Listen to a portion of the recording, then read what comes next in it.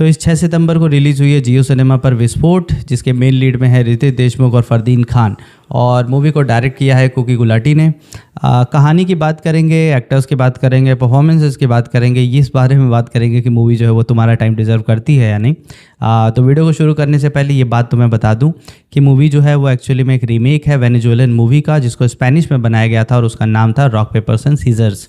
जो original name था Spanish वाला वो मैं प्रोनाउंशिएट नहीं कर रहा हूँ क्योंकि हो सकता है कि वो गलत हो जाए, तो यहाँ पे मैं उसका पोस्टर वगैरह लगा दूंगा।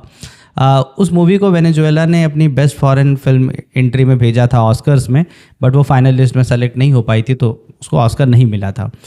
वो मूवी जो थी वो अराउंड 2 घंटे की थी। ये मूवी जो है वो 2 घंटे 10 मिनट की है। चलो तो कहानी की बात करते हैं। कहानी की शुरुआत कुछ ऐसे होती है कि फरदीन खान ने शोएब नाम का कैरेक्टर जो है वो प्ले किया है और वो मुंबई के डोंगरी में रहता है, एक बस्ती में रहता है। अब वो ऑस्ट्रेलिया से पढ़ा लिखा है और वो वापस आ जाता है। क्यों? क्योंकि उसकी माँ जो है उसको डिमेंशिया की प्रॉब्लम है, यानी वो भूल जाती है चीज़ों को, तो उसका ख्याल रखने के लिए उसको वापस से डोंगरी में आना पड़ा और वहाँ पर वो कैब ड्राइवर का काम करता है। अब एक रात की बात होती है कि वो कैब में बैठा होता है और अपने एक दोस्त मान्या से बात कर रहा होता है। मान्या जो है वो उसका दोस्त तो है, लेकिन वो ड्रग डीलिंग वगैरह में इन्वॉल्व रहता है। अचानक पुलिस की गाड़ी जो होती है वो राउंड लगा रही होती है और उससे डर करके मान्या अपनी एक जैकेट, जिसमें उसने लगभग 20 लाख के ड्रग्स जो है वो रखे हुए होते हैं, तो उसकी गाड़ी में छोड़ करके भाग जाता है, ये कहते हुए कि तुम इसको घर पे ले जाओ, सेफ रख दो और मैं 1-2 दिन में आकर के इसको ले जाऊंगा, किसी को कुछ बोलना मत। तो इसके बाद फरदीन अपने घर पे जाते हैं और वो जैकेट जो होती है वो उसको टांग देता है और इसके बाद सो जाता है। नेक्स्ट डे वो अपनी गर्लफ्रेंड से मिलने के लिए जाता है। उसकी गर्लफ्रेंड का रोल प्ले किया है क्रिस्टल डिसूजा ने। यहाँ पे मैं एक चीज़ बताऊंगा कि अराउंड 40 सेकेंड्स का एक सेक्स सीन जो है वो शूट किया हुआ, जिसकी कोई ज़रूरत नहीं थी।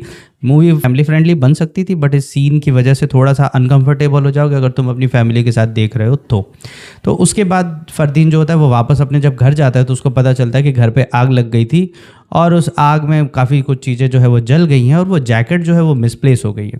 अब मान्या उसको फ़ोन करता है, कहता है कि जैकेट किधर है, और वो कहता है कि जैकेट इधर उधर हो गई है, मैं ढूंढ के दे दूंगा। बट फिर मान्या जो होता है वो ड्रग्स एक ले लेता है और उसके इन्फ्लुएंस में आकर के उसको धमकाता है। और इसके बाद में जो उसकी बॉस होती है, अब बॉस का कैरेक्टर प्ले किया है सीमा विश्वास ने, एसिड ताई का, उसको बुलाता है। तो वो आती है और इसके बाद इन लोग को तगड़ी धमकी शमकी देती है और कहती है कि मुझको तो पैसा चाहिए और सारी चीज़ें। अब यहाँ पे कहानी जो है वो देखो किस तरीके से टर्न होती है कि सेकंड वाला जो पार्ट है वो रितेश देशमुख की फैमिली का है। उसमें ये होता है कि रितेश जो है वो एक सक्सेसफुल मतलब पायलट है और उनकी फैमिली जो है वो बढ़िया लग्जरी लाइफ जो है वो जी रही है। और फिर वो अपने बेटे को स्कूल छोड़ने जा रहे होते हैं और अचानक उनको दिखता है कि उनकी वाइफ जो है वो किसी दूसरे पर्सन के साथ है, दैट इज़ कि वो चीट कर रही है। तो वो उसको कन्फ्रंट करने के चक्कर में अपने बेटे को एक कैफ़े में छोड़ करके चले जाते हैं, जहाँ पे फरदीन की गर्लफ्रेंड जो है वो काम कर रही होती है। तो उसको कहते हैं कि इसका ख्याल रखना, मैं भी बस आ रहा हूँ, और सारी बात बता करके वो चला जाता है। जब वो होटल में जाता है तो फिर अपनी वाइफ को कन्फ्रंट करता है और इसके बाद जब वापस आता है अपने बेटे को पिक करने तो देखता है कि उसका बेटा नहीं है। तो बेटा कहाँ चला गया? तो बेटा फरदीन की गाड़ी में चला गया, क्योंकि वो लकी यानी वो क्रिस्टल डिसूजा उसको रिसीव करने फरदीन आया होता है और उसी की गाड़ी में वो बेटे को भी बिठा लेते हैं रितेश के और उसको अपने साथ लेते चले जाते हैं।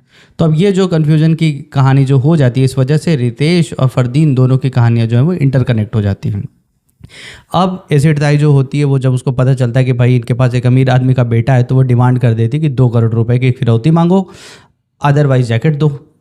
तो फिर अब ये केस जो है ये मतलब किडनैपिंग के रैंसम में कन्वर्ट हो जाता है। फिर किस तरीके से पुलिस इसमें इन्वॉल्व होती है, किस तरीके से रितेश जो होते हैं वो अपने बेटे को बचा पाते हैं या नहीं बचा पाते हैं। फरदीन जो है वो जो इस लफड़े में फंसना नहीं चाहता था, वो क्या इस लफड़े से बाहर निकल पाता है, कितने लोग बचते हैं, कितने लोग मरते हैं, यही एक्चुअली में कहानी है। तो इसीलिए मैंने कहानी का लास्ट जो कुछ भी है वो तुमको नहीं बताया, ताकि तुम इस मूवी को अगर देखना चाहो तो बिंदास देखो। अभी तक जो मैंने बातें बताई हैं वो सारी इस मूवी के ट्रेलर में थी। तो अब बात करेंगे परफॉर्मेंसेस की। तो परफॉर्मेंसेस यार रितेश और फरदीन दोनों, मुझको ऐसा लगता है ना कि ये वो एक्टर्स हैं जिनको बॉलीवुड जो है वो अच्छे से यूटिलाइज़ नहीं कर पाया। यहाँ पे भी रितेश वाला जो कैरेक्टर है ना वो मुझको लगता है कि और ज़्यादा बेटर उससे निकलवाया जा सकता था, थोड़ी सी चीज़ें शॉर्ट रह जाती हैं। रितेश को कॉमेडी मूवीज़ में इतना ज़्यादा यूज़ कर लिया गया है कि एक्चुअली में जो उनका नेगेटिव साइड या जो फिर उनको मतलब ट्रबल में देखोगे, सीरियस रोल्स में देखोगे, ये सारी चीज़ें जो है वो मतलब देखना उनको ऐसे कैरेक्टर्स में रिफ्रेशिंग लगा करता है। याद याद होगी तुमको वो मूवी एक विलन, तो उसमें रितेश का जो रोल था वो काफ़ी अच्छा था। फरदीन कमबैक कर चुके हैं बॉलीवुड में, इससे पहले हीरा मंडी में उनका एक छोटा सा रोल था, खेल खेल में जो मूवी आई थी उसमें भी रोल था, इसमें भी मुझे फरदीन का जो रोल था वो पसंद आया। क्रिस्टल डिसूजा का कैरेक्टर जो था उन्होंने जो भी अपना जो पार्ट है वो अच्छे से प्ले किया हुआ। एक्टर्स की ओर से कोई शिकायत नहीं है, राइटर्स थोड़ा सा लास्ट में मैसअप कर देते हैं। 2 घंटे की मूवी थी तो इसमें कोई भी आलतू फालतू का गाना नहीं है, एक ही गाना है क्लाइमैक्स के टाइम पे जो कि बकवास है, मतलब एकदम कानों में दर्द दे देता है। तो बिल्कुल गाना जो है वो तो बिल्कुल भी पसंद नहीं आया मुझको। जो स्टोरी चलती है ना उसमें ऐसा तुमको फील होगा कि कैरेक्टर्स जो हैं वो एक के बाद एक स्टूपिड डिसीजंस लेते हैं। नॉर्मल लाइफ में इस तरह के बेवकूफ़ी भरे डिसीजंस कोई भी नहीं लेगा, बट कैरेक्टर्स मूवी में लेते हैं। तो ये तुमको प्लॉट होल जैसी चीज़ें जो है वो चीज़ें समझ में आएंगी मूवी को देखने के बाद में। क्या मूवी तुम्हारा टाइम डिज़र्व करती है? तो वन टाइम वॉच, तुम्हारे पास 2 घंटे का टाइम है, संडे का दिन है, तो बिंदास तुम देख सकते हो। अदरवाइज़ अगर तुम कुछ बहुत एक्स्ट्रा ऑर्डिनरी एक्सपेक्ट कर रहे हो तो यार, अगर ये एक्स्ट्रा ऑर्डिनरी मूवी होती तो ये उसको थिएटर में रिलीज़ कर रहे होते, जाहिर सी बात है। तो मतलब मेकर्स की कोशिश के लिए तो ठीक है कि भाई मतलब तुम्हारे लिए थम्स अप है कि तुमने कोशिश की है, बट राइटर्स कहानी को सही जगह पे ले नहीं जा पाए। जब तुम्हारे पास एक पहले से ब्लूप्रिंट अवेलेबल है किसी एक अच्छी मूवी का रीमेक के नाम पे, तो तुम इसमें इम्प्रूवमेंट ला सकते हो। कोई लास्ट मूवी जो आई थी वो 2012 में आई थी और अभी चल रहे 2024, तो लगभग 12 साल का गैप है कहानी को इम्प्रूव करने के लिए। कहानी इसीलिए कहीं कहीं पे डेटेड फील होती है, ऐसा लगता है यार कि मतलब ये मूवी कुछ 5-6 साल पहले रिलीज़ हुई होती तो थोड़ी बेटर होती। एक अच्छी चीज़ मैंने देखी इस मूवी में, नोटिस किया कि जो तुमको डोंगरी के सीन्स देखने को मिलेंगे वो ज़्यादातर सीन्स जो है वो हैंड हेल्ड कैमरे पे फिल्माए गए हैं और टिंट जो है उसमें वो येलो कलर का है। वहीं दूसरी तरफ जो रितेश की फैमिली, रितेश के फ्लैट वगैरह से या रितेश का कैरेक्टर जब फ्रेम में होता है उन चीज़ों को जब फिल्माया गया है तो कैमरा जो है प्रॉपर गिम्बल मूवमेंट के साथ में आता है और येलो टिंट जो है वो गायब हो जाता है। तो कैमरा मूवमेंट भी तुमको इस चीज़ से मतलब फील कराएगा कि कौन लग्जरी लाइफ जी रहा है और कौन जो है वो नॉर्मल गरीबी वाली ज़िंदगी जी रहा है।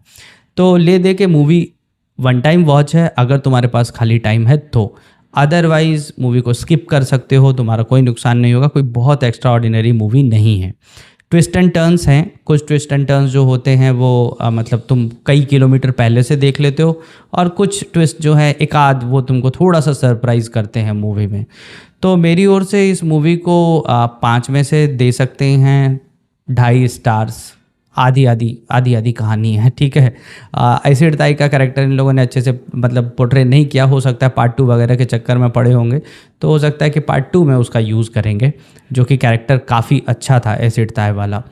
तो ये वीडियो यहीं तक फ़िलहाल। अगला वीडियो जो है वो गोट मूवी का रिव्यू जो है वो मैं करने वाला हूँ। मूवी एक्चुअली मैंने थोड़ा लेट देखी है, कल देखी है, तो उसका रिव्यू चैनल पे बस 1-आध घंटे में आ जाएगा।